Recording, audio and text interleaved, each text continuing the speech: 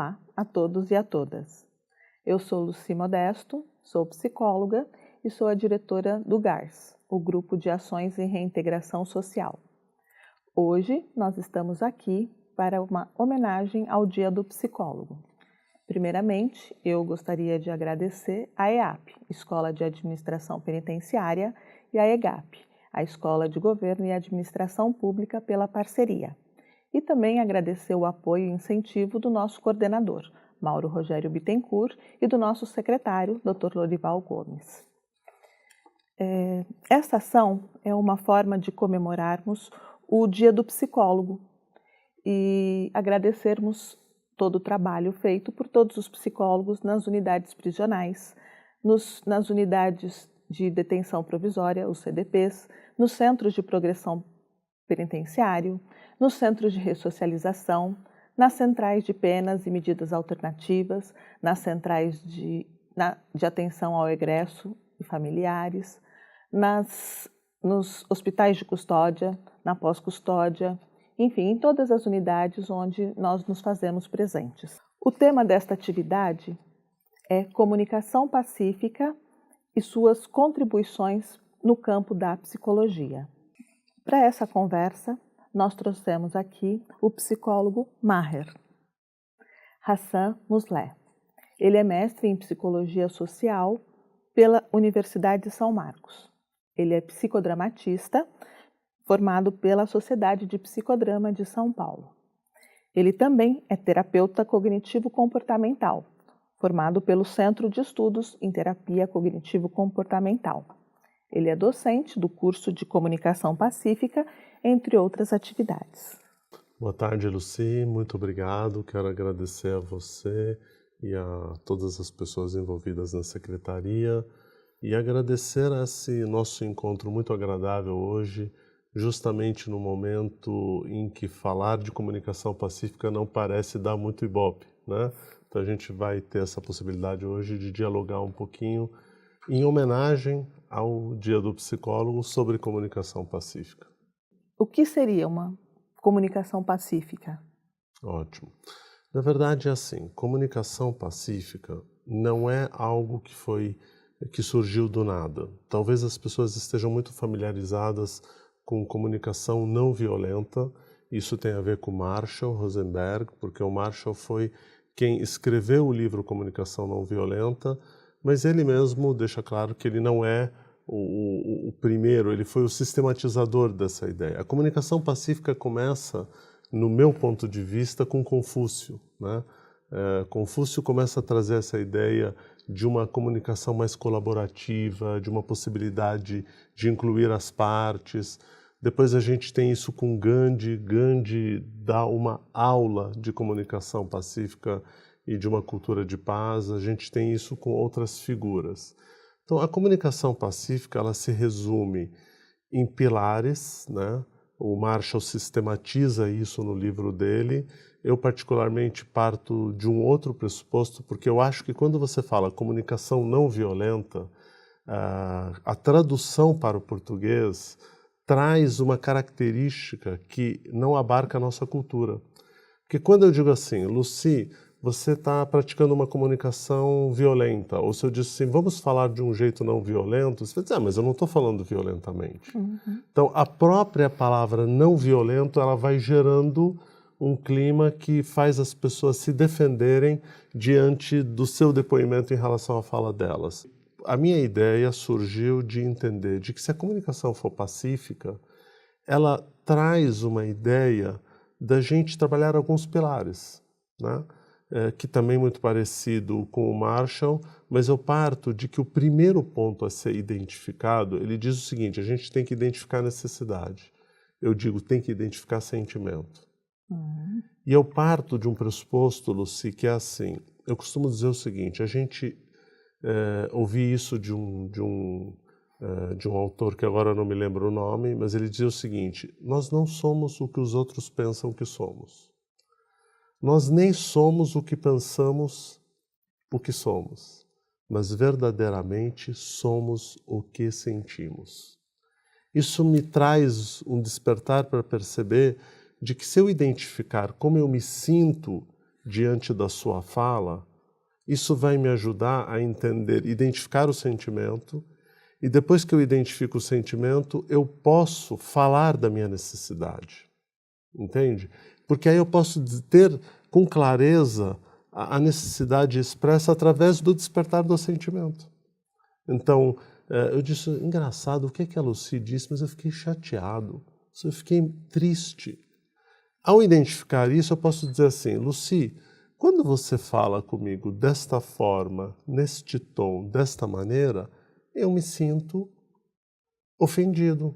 Identifiquei o sentimento. Eu tenho necessidade que você fale comigo num outro tom. Automaticamente fica fácil eu comunicar a você porque eu fiz essa identificação. E o terceiro pilar da comunicação pacífica é a gente fazer uma observação sem avaliação. E aí que está o que a gente pode chamar aqui do pulo do gato, né? Por quê? Nós somos uma cultura que fomos inclusive treinados a julgar, a avaliar e a interpretar. Na psicologia, a interpretação é muitas vezes método de trabalho. Sim. Então imagina você chegar para um psicólogo e dizer para ele assim, psicólogo, a partir de hoje você vai trabalhar não julgando, não avaliando e não interpretando. Ele vai querer matar a gente. Dizer, como assim? Mas o julgamento acontece o tempo inteiro, a avaliação acontece o tempo inteiro, a interpretação acontece o tempo inteiro.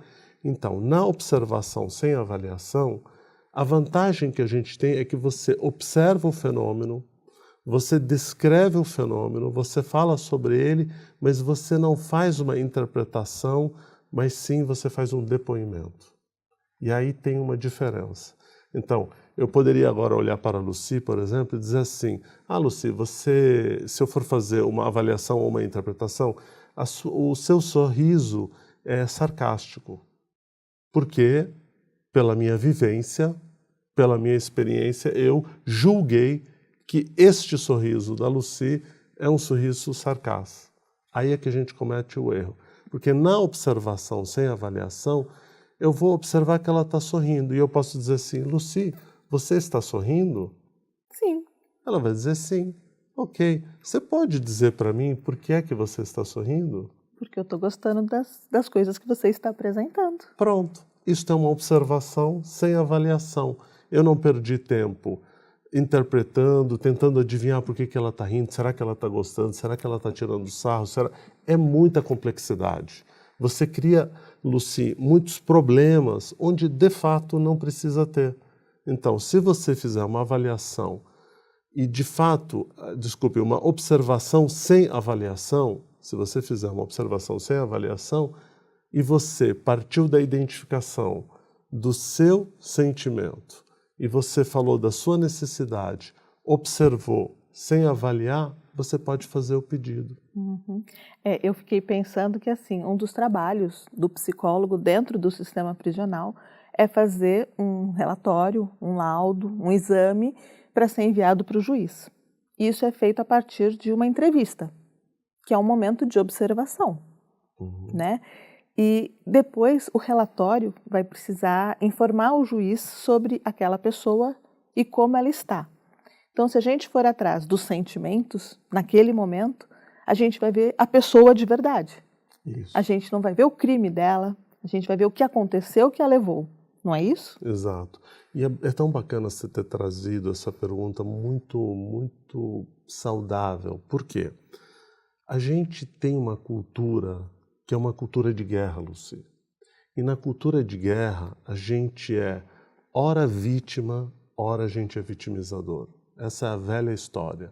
Então, essa pergunta dela traz a gente... Primeiro que a gente olha para o sujeito que está no sistema carcerário como alguém que socialmente, se a gente perguntar, ele merece ser condenado, ceifado e sem direito a nada.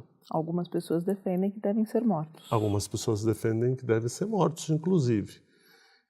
E é engraçado porque a gente, inclusive, constrói um sistema que ele está para única e exclusivamente punir essas pessoas. E quando a gente fala de cultura de paz, frequentemente as pessoas acham que cultura de paz é a gente fazer o cigarrinho, fumar o cigarrinho do capeta, sinalzinho de paz e amor e de preferência de dread, né? Que no meu caso nem daria para fazer o dread, vamos deixar isso claro, né?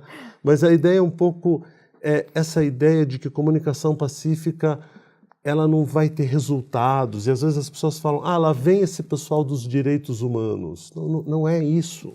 Há um equívoco, inclusive há uma violência cometida ao aquele que defende o sagrado direito deste ser humano que está em erro, que cometeu uma falha, que feriu o nosso código de costumes, de hábitos, feriu o Código Civil. Este alguém deva ser aniquilado, morto e amordaçado de preferência. A visão da comunicação pacífica e da cultura de paz é exatamente o contrário disso. O nosso objetivo é claro. Qual é o objetivo? Ele merece ser punido? Merece ser punido. Mas se ele não for reeducado e reintegrado na sociedade, a gente não vai acabar com esse problema nunca. Uma das missões da execução da pena é de ressocializar, de reintegrar, né, o preso. Então, assim, a SAP foi criada para executar a pena que um juiz determinou. Só que além da execução, além de separar o preso, de cumprir a pena, também é de reinseri-lo. E aí é que entra o nosso trabalho. Claro. E como você diz, é uma cultura de guerra dentro de uma unidade prisional, eu acho que as pessoas sentem também um pouco isso, de que lá a gente vive, em alguns momentos, uma situação de guerra, quando se tem rebeliões, né?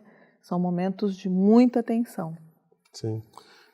Isso que a Lucy está trazendo também é importante, porque quando ela estava falando do relatório, se a gente conseguir fazer um relatório onde a gente não julga essa pessoa como apenas um criminoso, mas como um ser humano que cometeu uma falha, e se a gente aprender a praticar aquilo que Mahatma Gandhi nos disse, odeie a atitude, não odeie a pessoa.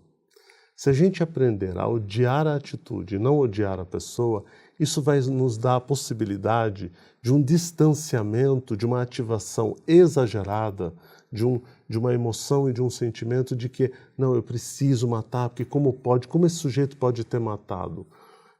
Eu sempre costumo dizer o seguinte, por natureza eu sou um pacifista, por natureza. Eu adoro a cultura de paz, apesar de ter vivido na pele o conflito e a guerra no Líbano, e inclusive ter vivido o massacre de Sabra e Shatila.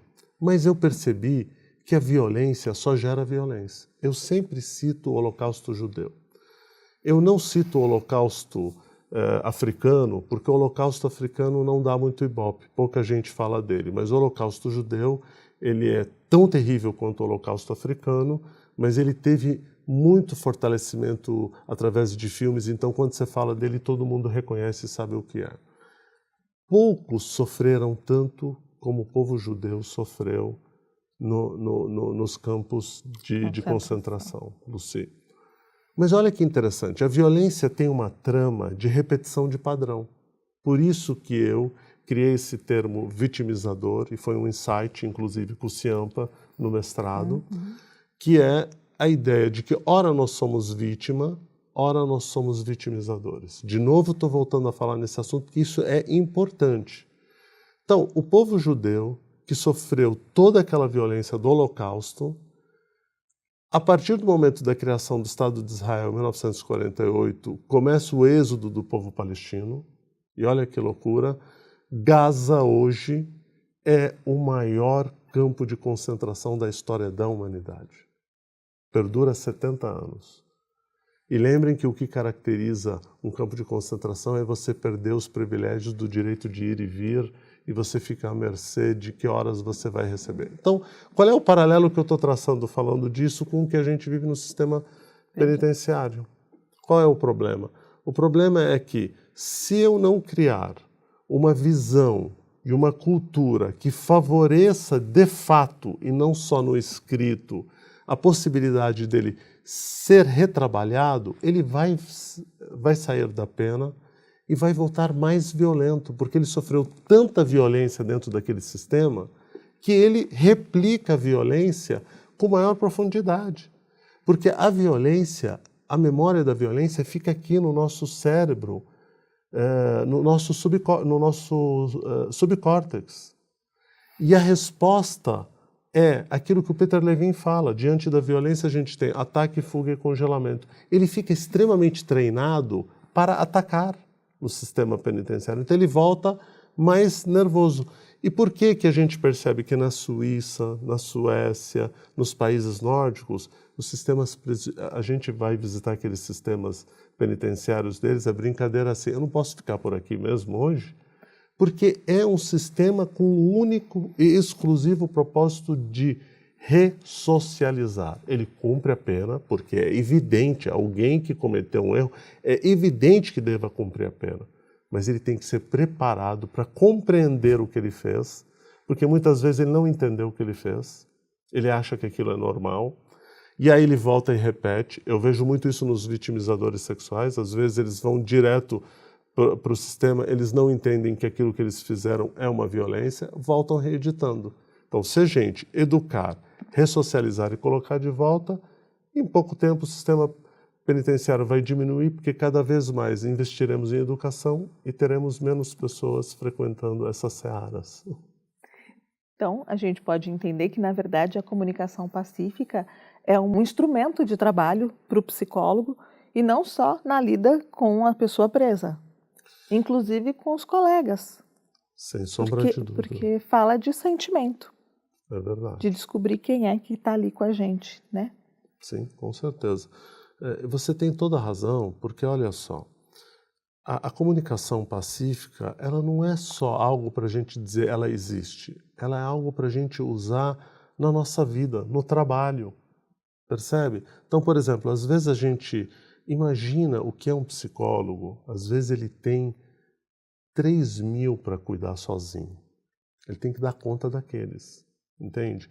E fora o fato da cobrança da diretoria, do encarregado, do supervisor, que é a dinâmica do trabalho natural, que acontece naturalmente. Uhum.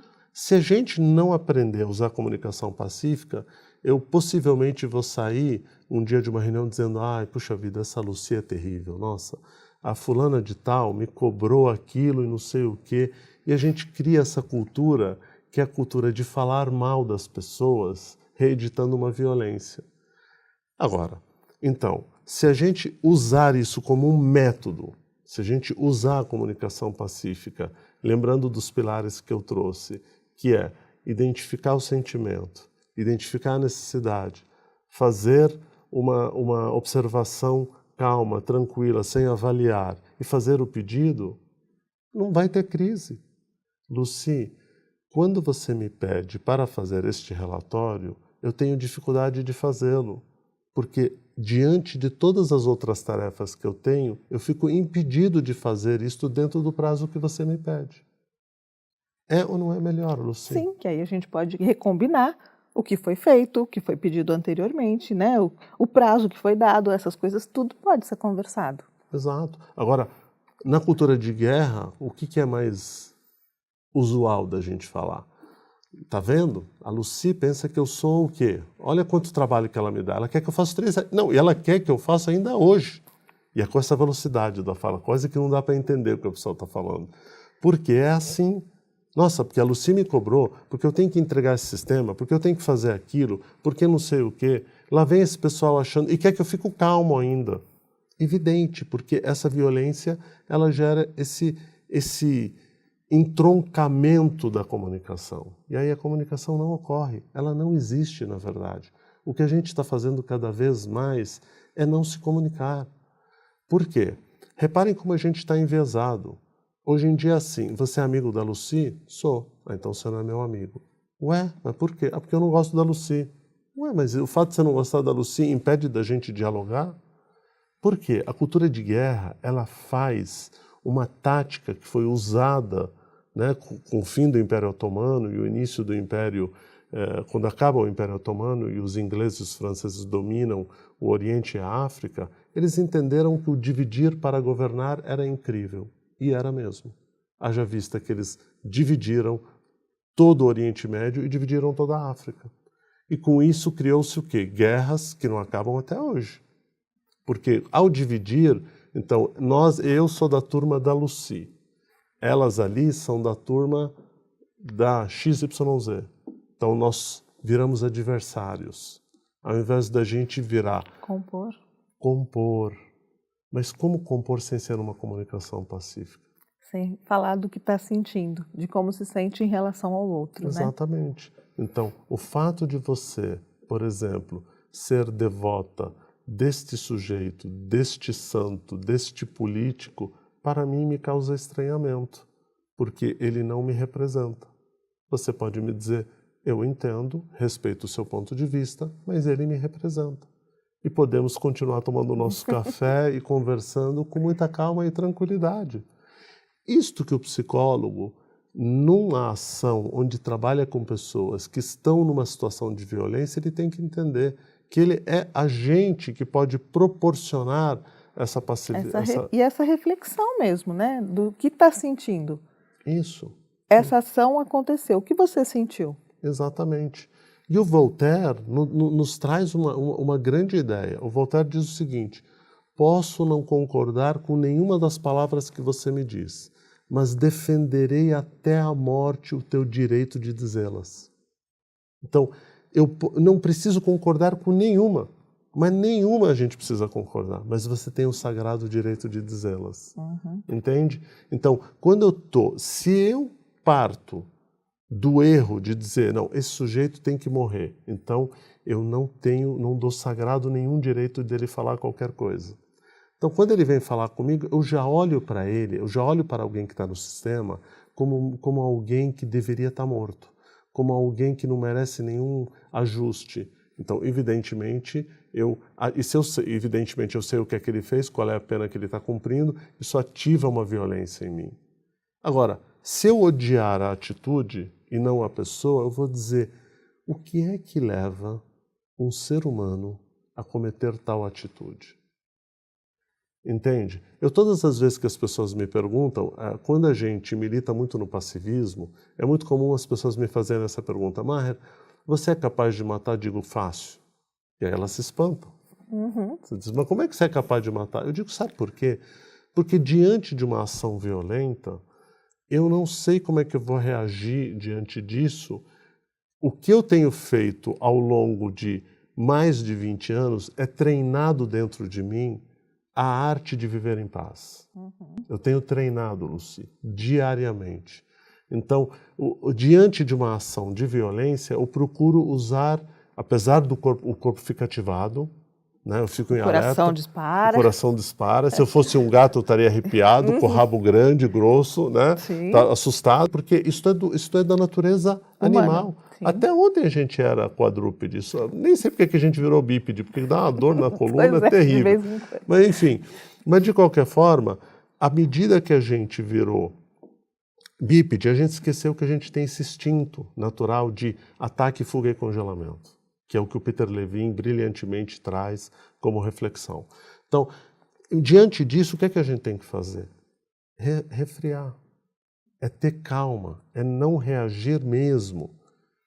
Entende? Como eu olhar para aquele sujeito, que eu já olho para ele com ódio, e oferecer uma possibilidade pacífica de diálogo para a construção de um atendimento, de um tratamento ou de um apoio. Lucy, eu não vejo outra saída. Francamente te falando, eu não vejo outra saída. E na sua experiência, você já deve ter conversado com profissionais da psicologia que fazem da interpretação um mote, um jeito de trabalhar. Como que você entende que isso pode ser colocado dentro de uma comunicação pacífica? Claro. E eu acho que é pertinente a gente pensar nisso. Por quê? Porque, olha só, na verdade, quando você tem... O sujeito tem como técnica, ele aprendeu como técnica interpretar. Entende? Se a gente está num sistema, se você está no setting 1 a 1, é mais fácil você usar a técnica da interpretação, apesar de muitos clientes reclamarem muito da excessiva interpretação do terapeuta. mas muitas vezes eu comecei a pesquisar isso, as pessoas não falam para o terapeuta. Mas quando a gente vai pesquisar por que é que as pessoas pararam o processo, muitas vezes a gente se depara com isso, excesso de interpretação. Porque na interpretação o sujeito se sente julgado, se sente avaliado e se sente, falando claramente, ele se sente um lixo. Quando você... Tá, mas eu vou fazer o quê? Mas eu fiz uma formação, eu tenho todo um calapouço de teoria que embasa e fundamenta a interpretação. Você quer que eu não interprete mais? Eu digo, não, não é isso. A diferença é que você pode fazer uma pequena mudança usando comunicação pacífica. Você faz um aporte da comunicação pacífica. É um chipzinho, ó, fácil. Você instala ele, o sistema fica ótimo. Ao invés de você dizer na interpretação o que é exatamente que você está vendo, e você faz um diagnóstico, e se você abrir o DSM-5, provavelmente ele vai sair com 12 diagnósticos, né? Possivelmente, é uma questão de ponto de vista, mas é real. A outra questão é você chegar e dizer assim, ao invés de você dizer você é isso, isso, isso, você vai dizer assim, para mim, psicoterapeuta, que estou aqui no papel de te ajudar, para mim, terapeuta, que estou aqui nesse lugar para te ajudar, entende? Isso, mais isso, parece ser isso e isso, mas esse é o meu ponto de vista. Como que é para você? Ou seja, o sujeito passa a ser agente da construção do diagnóstico dele. Ele pode dizer o que ele sentiu quando você falou disso. Isso. Não, olha, neste lugar eu não me vejo. Exato, exato. Isso é muito interessante. Dar voz ao outro é assim, uma coisa...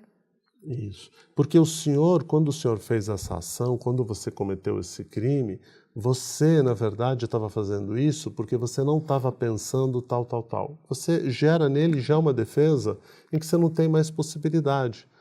Eu ouvi isso de algum lugar também, eu sou ruim de memória com nomes, mas em algum lugar alguém falou isso. Quando eu digo alguém falou, é bom porque aí a gente não fica de posse da informação e a gente devolve para o autor.